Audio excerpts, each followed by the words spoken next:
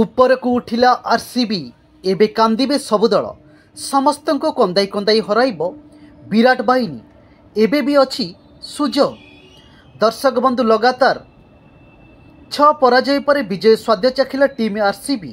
ହାଇଦ୍ରାବାଦକୁ ତାରି ଘରୋଇ ଗ୍ରାଉଣ୍ଡରେ ଅତି ଲଜ୍ଜାଜନକ ଭାବେ ହରାଇ ଦେଇଛି ଆରସିବି। ଯେଉଁ ଟିମ୍କୁ ସବୁ ଟିମ୍ ଡରୁଥିଲେ ସେହି ଟିମ୍କୁ ହରାଇ ଦେଇଛି ଆରସିବି।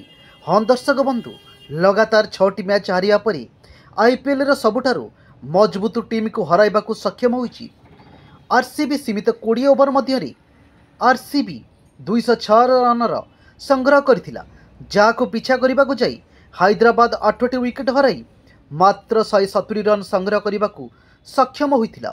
ଆରସିବିର ଏହି ବିଶାଳ ସ୍କୋର ପଛରେ ବହୁତ ବଡ଼ ହାତ ରହିଛି ବିରାଟଙ୍କର।